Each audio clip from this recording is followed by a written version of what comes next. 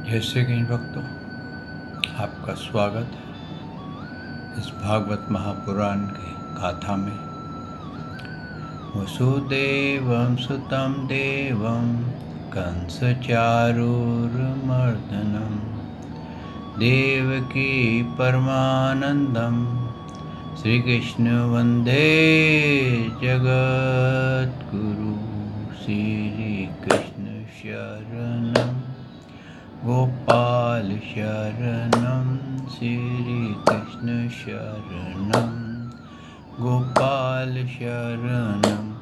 मेरे बांके बिहारी नंदलाल शरणं, मेरे बांके बिहारी नंदलाल शरणं श्रीकृष्ण शरणं गोपाल शरणं श्रीकृष्ण शरणं गोपाल शरणं। मेरे बांके बिहारी नंदलाल शरणं, मेरे बांके बिहारी नंदलाल शरणं श्रीकृष्ण शरणं गोपाल शरणं श्रीकृष्ण शरणं गोपाल शरणं।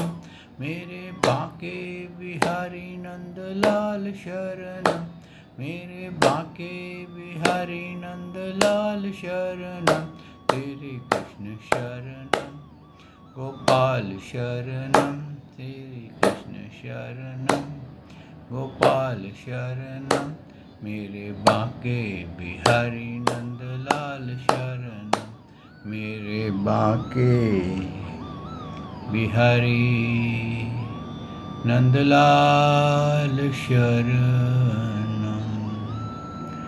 बोल भगवान श्री कृष्ण की जय, श्री नंद के लाला की जय, श्री देवकी नंदन श्री कृष्ण की जय, श्री द्वारकाधीश भगवान श्री कृष्ण की जय। बोल देवादिदेव पूर्ण ब्रह्म भगवान श्री कृष्ण की सदा ही जय। जय श्री कृष्ण भक्तों, हमने श्रवण किया गोवर्धन लीला का।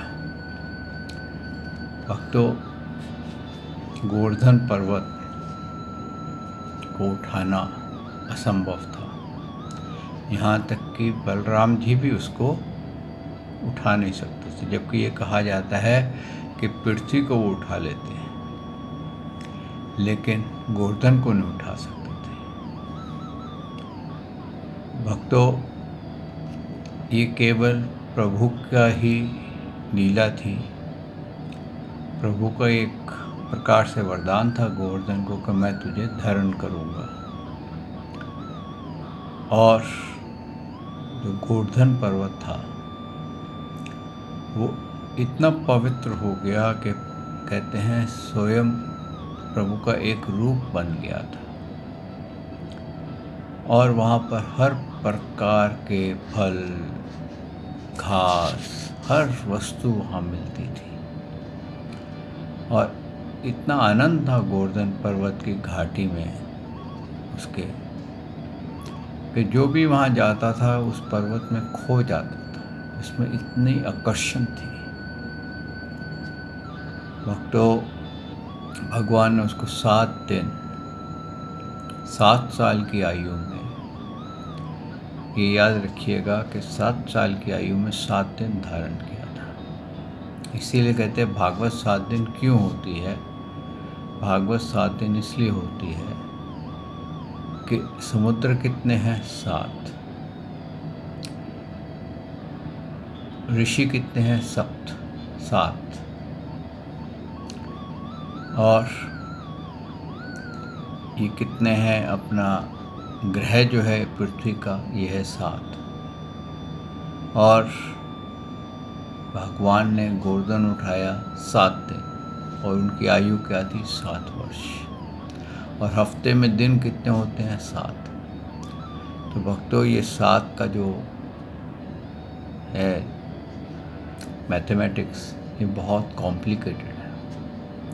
अगर देखा जाए तो हमारा जीवन जो है वो 7 दिन का होता है, सोमवार से रविवार, जिसको कहते हैं ना, सोमवार को पैदा हुए, बुधवार को शादी हुई, शुक्रवार को बच्चे हुए, शनिवार को बूढ़े हुए, इतवार को चल बसे। तो भक्तों, यही 7 दिन जीवन हमारे को बिताना है। कहते हैं भगवान की ये लीला देख करके सभी अचंभे में पड़ गए थे।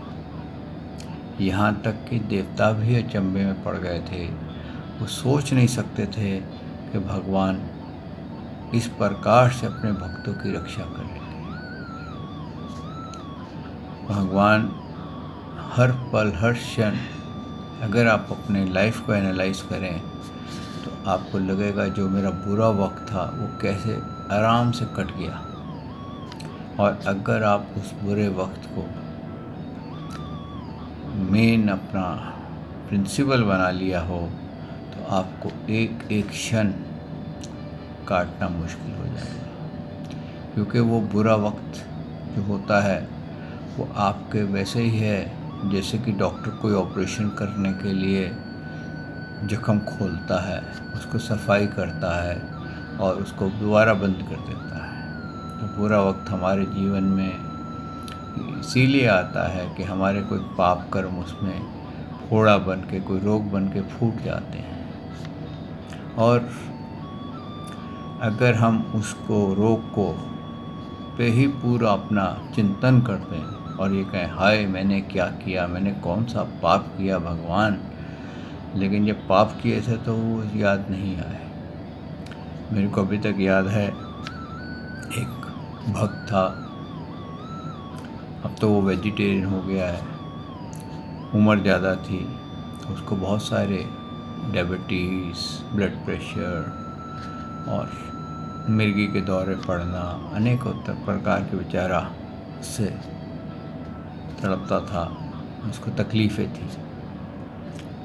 तो हमेशा ये कहता था हाय मैंने क्या किया। लेकिन जवानी में उसने बहुत सारे मछली, केकड़े और प्रॉन्स खाता था। अब उससे जब पता चला कि मेरे ये पाप कर्म ही फलित हुए हैं तो उसको शांति आ गई। तो भक्तों, क्या होता है कि पाप कर्म कब किस रूप में फलित हो जाए?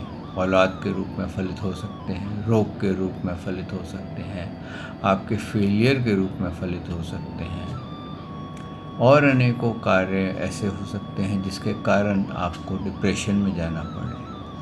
लेकिन अगर आप भगवान के सानिध्य में रहेंगे और प्रभु से प्रेम करते रहेंगे तो भक्तों यकीन मानिए आपका बुरा वक्त ऐसे कट जाएगा जैसे कि एक कहते हैं ना, बच्चा गाय के खुर को पार कर लेता है।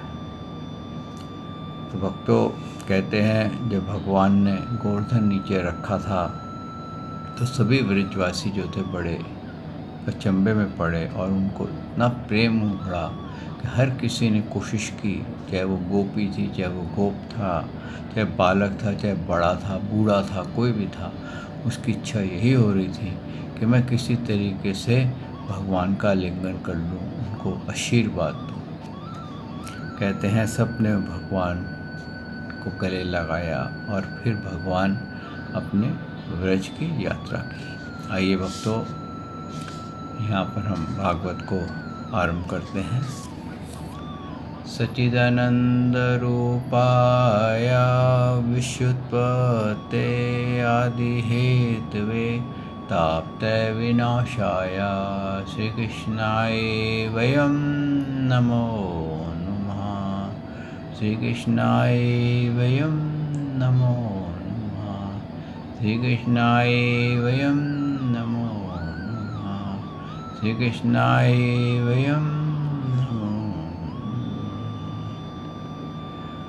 बोलदेवादि पूर्ण ब्रह्म भगवान श्री कृष्ण की सदा ही जय।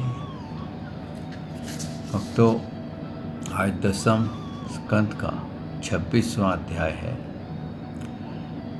नंद बाबा से गोपों की श्री कृष्ण के प्रभाव और विषय में बातचीत।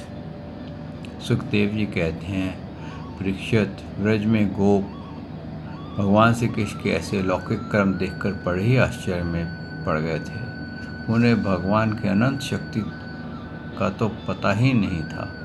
वे इकट्ठे होकर के आपस में इस प्रकार कहने लगे, इस बालक के ये कर्म बड़े अलौकिक हैं। इसका हमारे जैसे गंवार ग्रामीणों में जन्म लेना तो इसके लिए बड़ी निंदा की बात है। यह भला कैसे उचित हो सकता है? जैसे गजराज कोई कमल उखाड़ के उसे ऊपर उठा ले और धारण कर ले, वैसे ही इस नन्हे से 7 साल के बालक ने एक ही हाथ से गिरिराज गोवर्धन को उखाड़ लिया और खेली खेल में 7 दिन तक उठाए रखा। लिखे 7, वही अब प्रमाण कर रहे हैं कौन? गोप लोग भी, कि भगवान की आयु 7 वर्ष की थी। मतलब उनका जो यहाँ प्राकट्य हुआ था इसको 7 वर्ष हो चुके थे। यह साधारण मनुष्य के लिए भला कैसे संभव है? जब यह नन्हा सा बच्चा तो उस समय बड़ी भयंकर राक्षसी पूतना आई और इसने आंखें बंद किए किए ही उसका स्तन तो पिया ही प्राण भी पी डाले। अब उनको सारी घटनाएं याद आ रही हैं।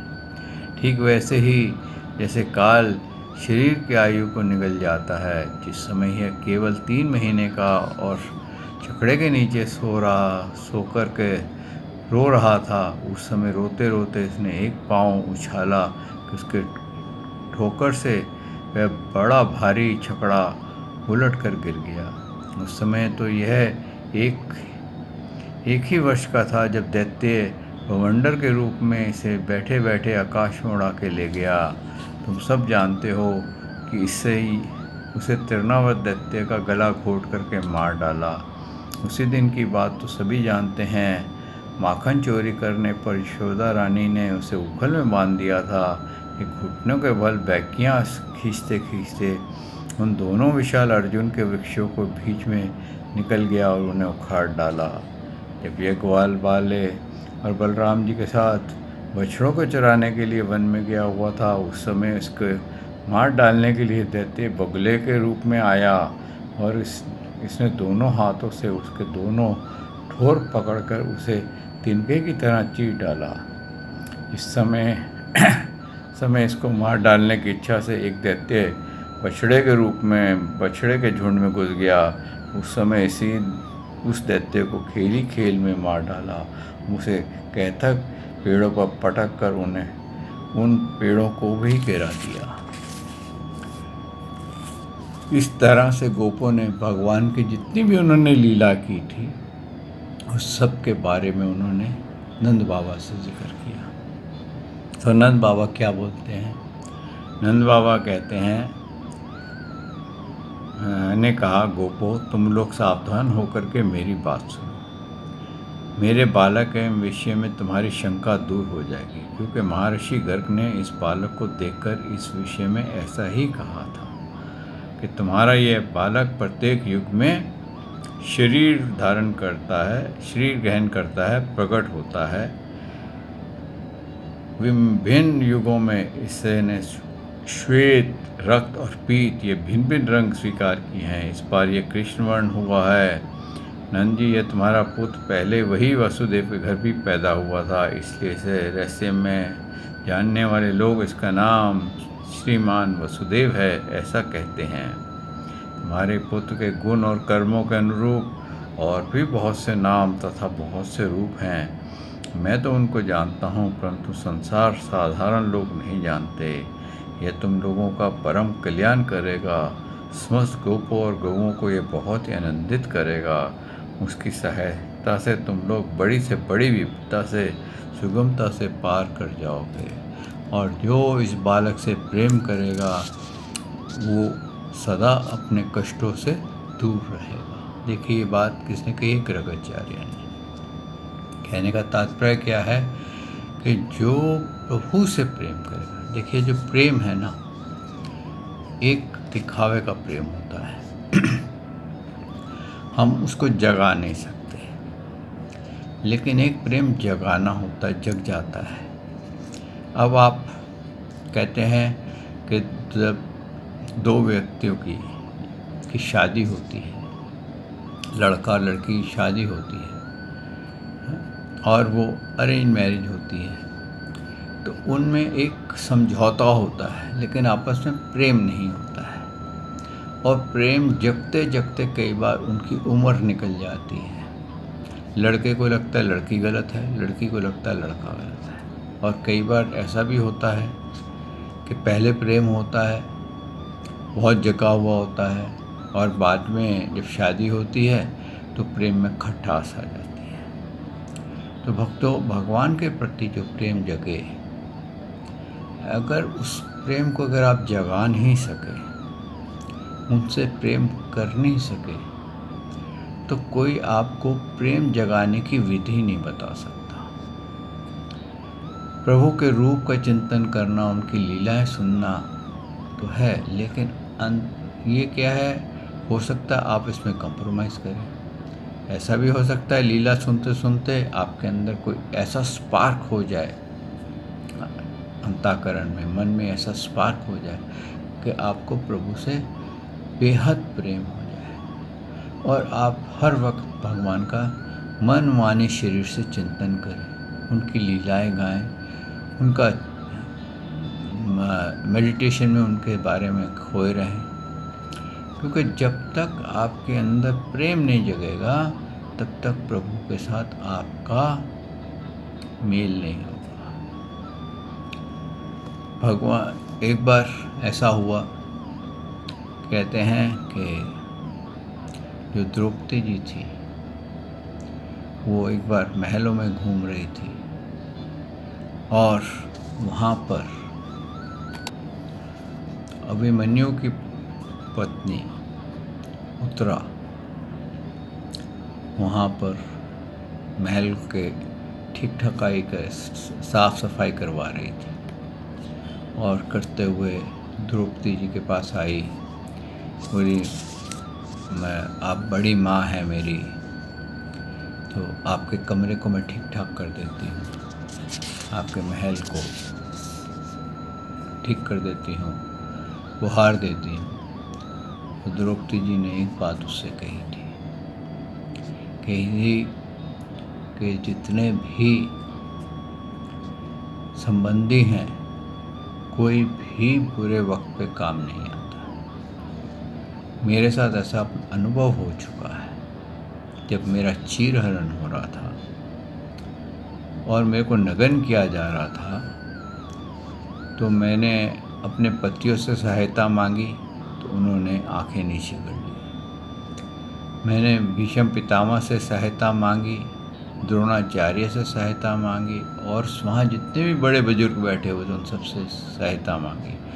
उनकी आंखों में आंसू तो बह रहे थे, लेकिन कोई भी मेरी सहायता करने के लिए नहीं आया। लेकिन जब मैंने गोविंद से सहायता मांगी तो गोविंद तत्काल आ गए और मेरी लाज बचा ली। बोले, बेटा, बस इतना ही तू याद रखना कि बुरे वक्त में केवल ईश्वर के अलावा और कोई तेरा साथ नहीं देगा, सब तेरा साथ छोड़ देंगे। और इस बात का परिणाम, एविडेंस बोलिए, प्रमाण पत्र जिसको बोलते हैं, वो आपको गजराज की जो गाथा थी, गजेंद्र मोक्ष, उसमें मिला था कि जब तक गजेंद्र हुष्टपुष्ट था और सब कुछ था, लेकिन जब उसको ग्रह ने पकड़ लिया, 1 बरस तक, कहते हैं ना, क्षमा करें, 1000 वर्ष तक युद्ध होता रहा। और उस समय ग्रह के कमज़ोर हो गया, उसको कोई सहारा नहीं मिला, तो उसके सब हथनियाँ, बच्चे सब उसको छोड़ छाड़ करके जंगल में खाने पीने के लिए निकल गए थे। और वो अकेला युद्ध कर रहा था। जब उसने भगवान को याद किया तो भगवान तुरंत आ गए। तो भक्तों, कहने का तात्पर्य ये है कि हम अगर भगवान पे सर्वथा पूर्ण रूप से उनके ऊपर निर्भर होंगे, उनसे अंतःकरण से प्रेम करेंगे, कहते हैं ना, आत्मा का प्रेम, अपने परमात्मा से अंतःकरण से। जैसे बालक, जो छोटा बालक होता है, 3-4 साल तक का, उसको सबसे ज़्यादा प्रेम अपनी माता से होता है, पिता से होता है। और माता का भी इतना प्रेम होता है कि वो बालक के लिए अपनी जान तक न्यौछावर कर देती है उसको बचाने के लिए। तो भक्तों, ऐसा प्रेम जब आदमी में जग जाए तो ईश्वर जो होते हैं, प्रभु भी कहते हैं कि वो भी तड़पने लग जाते हैं। जैसे आपने ध्रुव की गाथा सुनी कि ध्रुव ने क्या करा था, सांस रोक ली थी। तो सांस रोक ली थी तो सारे संसार की सांस रुक गई थी। क्यों?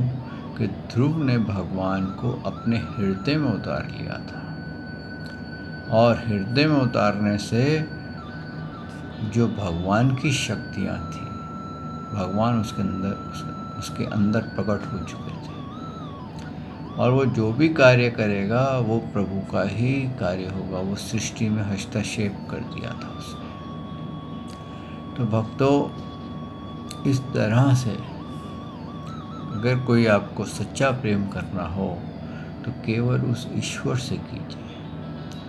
बाकी कोई हमारे को बचाने नहीं आएगा, कोई हमारी मदद नहीं करेगा, सब अपने अपने क्रम में लगे रहेंगे। यही एक सत्य है, कड़वा सत्य है। हो सकता है आप इसका एक्सपीरियंस ना कर पाए हों, आपके साथ अच्छा चल रहा है, भगवान करे अच्छा ही चले, लेकिन इसका एक्सपीरियंस लाइफ में कभी ना कभी ज़रूर हो जाता है कि हमारे सब जितने भी रिलेशंस हैं वो फेल होने शुरू हो जाते हैं। इसके बाद भक्तों, नंद बाबा ने जब उनसे ये बताया और ऐसा भी कहा कि इसका ऐश्वर्य जो है, श्री कृष्ण का ऐश्वर्य, वो तो वैसा है जैसा कि नारायण का है। क्योंकि इनके अंदर वो पावर्स भी हैं जो नारायण के पास भी हैं। तो उनके मन में आया, अगर ये नारायण है तो क्या हमारे को ये अपना धाम दिखाएंगे? तो कहते हैं सब ने मिलकर के भगवान श्री कृष्ण से प्रार्थना की कि हे प्रभु, आप जो भी हैं, हम नहीं जानते आप ईश्वर हैं कि आप मानव हैं, आप कैसे हमारे इन अनपढ़ों के बीच में आ गए हैं, क्या आपका प्रारब्ध क्या हुआ है, कहाँ पर आपसे कहीं ऐसी जगह हुई? आपको तो बहुत बड़े राजमहल में होना चाहिए था, लेकिन आप तो हमारे वालों में आ गए हैं और हमारा रहना सहना भी बहुत सिंपल है। आपका ऐश्वर्य बहुत बड़ा है।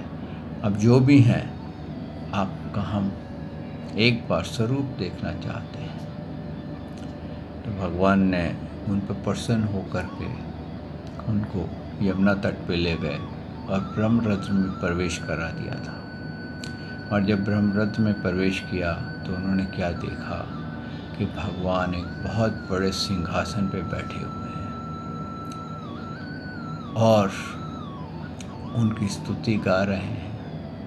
नंद सुनंद उन पे पंखा झल रहे हैं और जितने भी देवी देवता हैं, वेद हैं, वो सब मूर्तिमान होकर के भगवान की स्तुति गा रहे हैं, प्रार्थनाएं कर रहे हैं और सभी उनके दंडौते प्रणाम कर रहे हैं।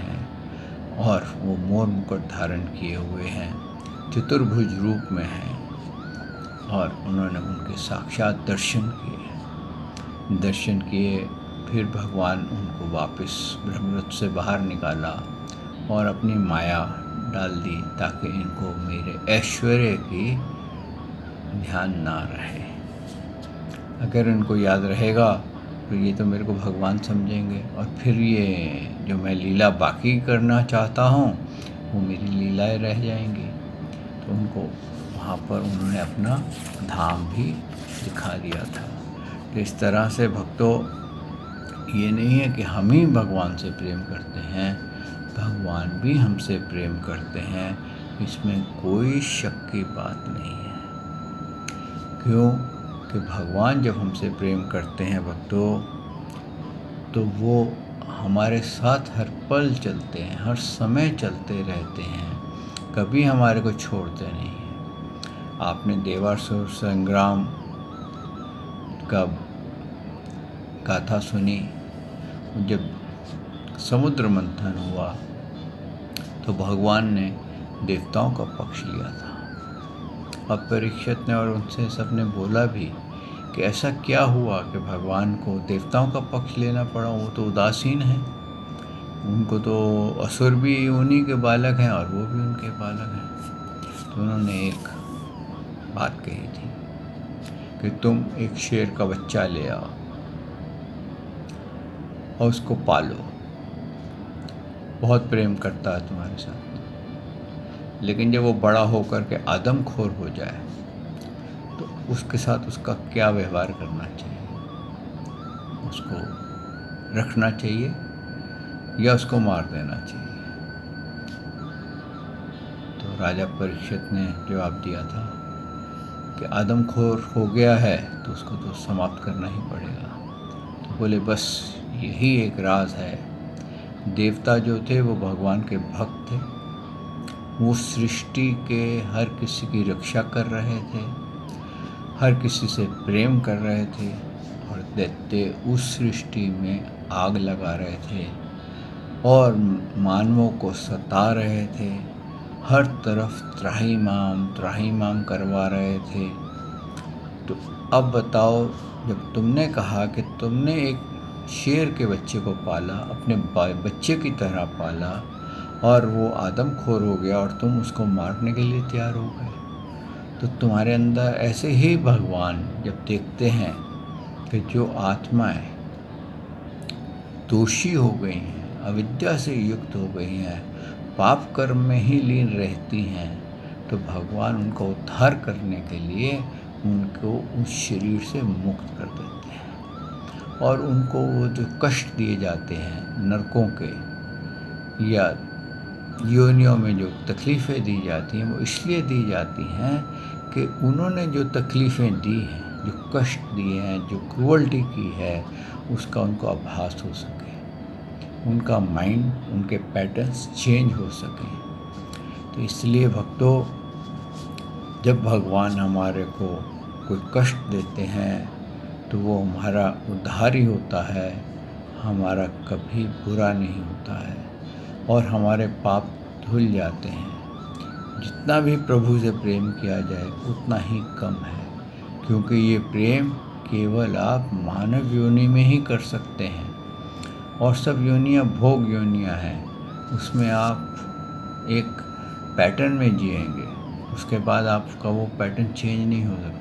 लेकिन मानव योनि एक ऐसी योनि है जिसमें कि आप एक स्वतंत्र हैं, आपको प्रभु अपने पैटर्न चेंज करने की फैसिलिटी दे रहे हैं। और जो मानव जो भी कोई इसके पैटर्न्स चेंज कर लेता है वो प्रभु का सानिध्य प्राप्त कर लेता है और समस्त कष्टों से, समस्त दुखों से पार हो जाता है। इसीलिए कहा है कि केवल संन्यास लेने से, अगर आपके पैटर्न चेंज नहीं होते और आप संन्यास ले लेते हैं और आप भगवान से प्रेम नहीं कर सकते, आप केवल शरीर को कष्ट देते हैं कि भाई आप भूखे रह के व्रत करके 100 डंडौते लगाते हैं, आप सवेरे शाम माला फेरते रहते हैं और विशेष रगड़ते रहते हैं, अनेकों भक्तियाँ करते रहते हैं, लेकिन हकीकत में आपको भगवान से प्रेम नहीं है, आपके हृदय में वो कृपा नहीं है, दया नहीं है। अहंकार आपके अंदर आ गया कि मैं कितना बड़ा भक्त हूँ, कितनी बड़ी मैं माला फेरता हूँ, कितनी डंडौते डालता हूँ, कितना क्या करता हूँ, मैं एक पद पे बैठा इतना बड़ा महंत बन गया हूँ, मैं ये हो गया हूँ, मैं वो अहंकार से प्रभु नहीं मिलते। प्रभु हमेशा नीचे होकर के मिलते हैं और उनको मिलते हैं जिन्होंने अपनी इंद्रियां, मन, वाणी और शरीर वश में कर लिया है। अगर हम मन, वाणी, शरीर वश में नहीं कर पाते तो केवल हम अगर भक्ति कर रहे हैं तो वो दिखावे की भक्ति में चले जाएंगे और उसका नुकसान होगा। हम उस अहंकार के अंदर कुछ ऐसे कर्म कर देंगे कि बजाय हम प्रभु के धाम को जाने के, हम हो सकता है नरकों की तरफ चले जाएं। क्योंकि भक्तों ये अहंकार हमसे बहुत कुछ करा देता है, हमें पता नहीं चलता कब क्या हो चुका है। आइए भक्तों, आप इस पे खोज कीजिए प्रेम भक्ति कैसे जगानी है। और आज मैं वाणी को यहाँ पर विश्राम देता हूँ। कल प्रभु ने चाहा तो मैं आपकी सेवा में हाजिर होऊंगा। श्री कृष्ण शरणम गोपाल शरणम, श्री कृष्ण शरणम गोपाल शरणम, मेरे बांके बिहारी नंद लाल शरणम, मेरे बांके बिहारी नंद लाल शरणम। श्री कृष्ण शरणम गोपाल शरणम, श्री कृष्ण शरणम गोपाल शरणम, मेरे बांके बिहारी नंद लाल शरणम, मेरे बांके बिहारी नंदलाल शरणम। बोल भगवान श्री कृष्ण की जय, श्री नंद के लाला की जय, हे देव की नंदन श्री कृष्ण की जय, हे द्वारकाधीश भगवान श्री कृष्ण की जय। बोल देवदेव पूर्ण ब्रह्म भगवान श्री कृष्ण की सदा ही जय। जय श्री कृष्ण भक्तों।